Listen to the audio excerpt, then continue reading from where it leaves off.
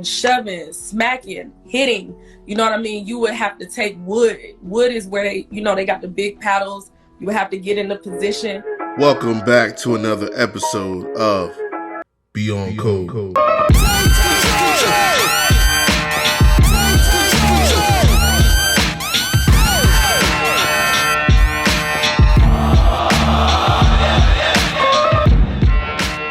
It's an alarm at the gate. Today we're gonna do another reaction video. We got a lot of good responses on the first video we posted that was talking about hazing. Man, that video did really well. Got over 20,000 views. That's ridiculous. But yeah, we got the discussions going, man. That's what I need y'all. I need y'all to like and subscribe down below. Hit the notification so you can get more content and help fund the channel. I'm gonna play the clip and y'all let me know what y'all think. Leave comments below. So you have a sister that was a part of the, Delta sorority, and she's going to detail the humiliation rituals. They would kidnap you. Like on top of that, like not even the Deltas, but like if the Qs, which was the brother for fraternity of us, caught us, they could kidnap us. And then they would have to call your license. They would have to come get you. Like they could do whatever, you know what I mean, to you. Like, you would have to get in the cut, which I mean like take licks. Everything. They smile wipe you. They do this thing where they make you sit in Delta chair, which is basically like squats. They sit on you. They spit on you. They hit. You know what I mean? Spit on you. Hair. Yeah. It's an alarm at the gate. Yeah, like for real. They do all that. I mean, some of the stuff that we had to do at set.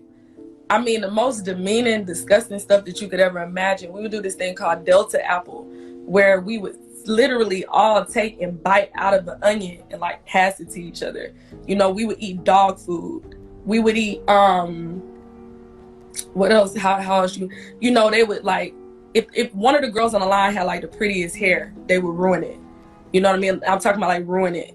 You know what I mean? Now what else? Pushing, shoving, smacking, hitting.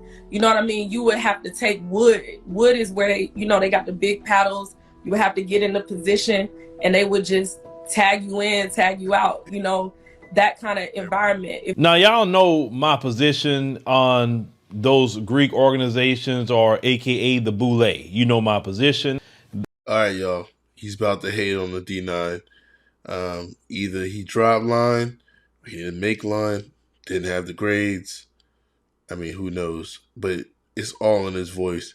That country accent and that just slave hate that he's talking about is just ridiculous. Let's go in the clip. A lot of them are enemies of black society. They have never been for black people. They always try to tie their hands into racism, white supremacy, and they are the ones that tie in with the Democrat Party. You understand what I'm saying? How do you know that the D9, everyone's a part of the Democratic Party? I mean, where are you getting this information from? And they get their little trinkets, but to make sure to sell us down the river. If you look at most of these black politicians, if you look at a lot of these black news anchors that's out there that got voices, if you do the research, a lot of them is connected to these, sororities. And I always say, I remember one time they got mad with me when on Twitter. I say, y'all are black people, African descent. Why in the world y'all talking about a Greek organization? Last time I checked, Greek was white folk. You're not white. And white supremacy don't accept you. Greeks don't accept you. So what you talking about, a Greek organization? I'm like, oh, this is a super black, pro-black. I'm like, no, it's not super pro-black anything. I'm just asking the question. Why can't you call yourselves an African organization or something like that? You calling yourself a Greek? Oh, and then they get upset. They get upset when you talk about them. Oh my God, they get more upset when you talk about their sorority than you talk about their own community. Seriously, they get pissed off. I remember one time I was talking about one of them. Well, I was talking to the husband of one of them, actually. And I was saying something about their organization. And then the husband started getting involved with the conversation. She got so upset.